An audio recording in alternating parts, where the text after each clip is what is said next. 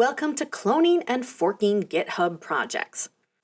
After watching this video, you will be able to clone and sync repositories, fork a project to make a base for a new project, use get commands to communicate with other developers. GitHub has over 100 million existing repositories, including some very useful projects. Whether you are joining a team or basing your own project on prior work, some of the most powerful tools are forking and cloning a repository. Cloning generally refers to creating a copy of a repository on your local machine. Cloned copies can be kept in sync between the two locations. Forking allows you to modify or extend a project without affecting the original project. Frequently, this is used to take an existing project and make it the starting point for your new project. To clone a GitHub repository, navigate to the repository that you want to clone. Under the repository name, click Code. In the Clone with HTTPS section, click the Clipboard button to copy the URL. To download the source code, you can click Download Zip, but without the version control information. On your local machine, open a terminal window and change to the directory where you want the clone to be copied. Type git clone followed by pasting the URL that you copied above, and then press Enter to execute the cloning. When you have made your changes and are ready to sync your code back to GitHub, first, you must run the git add files command. This moves the changed files into a staging area on the GitHub repository.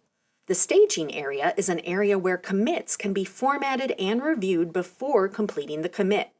Next, when you are ready, run git commit-m message, and this will commit changes in the staging area.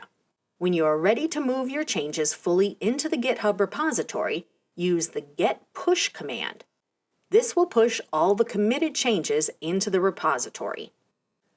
Remote repositories are repositories that are stored elsewhere, on the internet, on your network, even on your local computer. You can have several remote repositories, each of which generally is either read-only or read-write for you. Collaborating with others involves managing these remote repositories and involves push, pull, and fetch operations to and from them when you need to share work. Use get push to transfer your changes to the remote repo.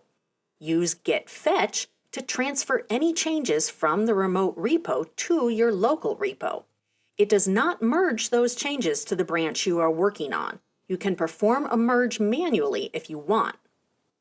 Use get pull to transfer any changes from the remote repo to your local repo and merge them to a branch. Developers use the terms upstream and origin when talking about remote repos. Origin generally refers to your fork, and upstream refers to the original work. These are the norms. You can, of course, name them anything you like.